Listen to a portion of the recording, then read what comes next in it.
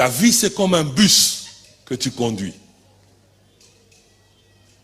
Un bus, le chauffeur va le prendre au terminal, à la station, et commence le premier arrêt.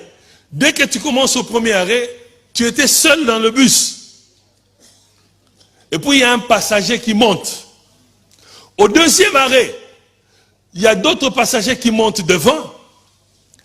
Et d'autres qui étaient montés au premier arrêt peuvent descendre aussi au deuxième arrêt. Tu vas au troisième arrêt. D'autres montent et d'autres descendent. Alléluia.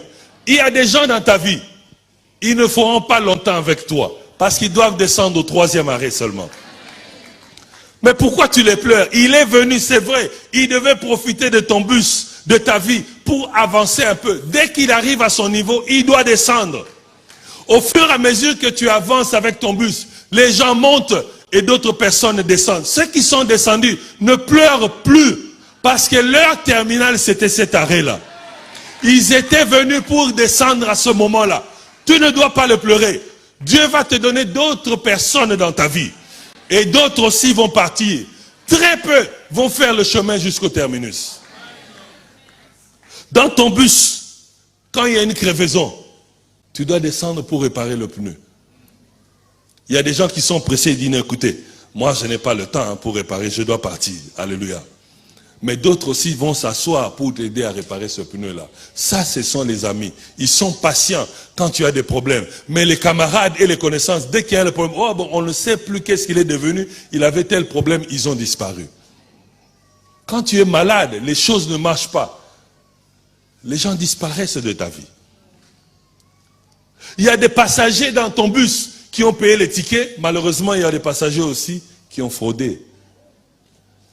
Ceux qui ont payé les tickets méritent d'être dans ta vie. Mais d'autres ont vu seulement quel est l'intérêt qu'il y a là-bas. Ils se sont faufilés pour essayer de profiter de ton mouvement, de ton onction et atteindre un point. Mais dans ton bus là, quand tu avances un peu et tu vois l'embouteillage, qu'est-ce que tu dois faire? Tu dois freiner. Alléluia. Quand tu freines, rien ne bouge dans ta vie. Mais à l'intérieur du bus, il y a des passagers.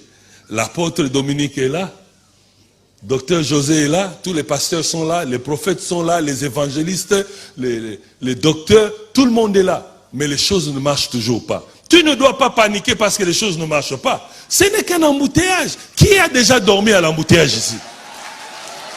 Personne. Personne n'a jamais dormi à l'embouteillage. Ce n'est qu'un embouteillage, ça va se dissiper. Ça peut prendre 1 heure, ça peut prendre 2 heures, ça peut prendre 3, 4, 5 heures.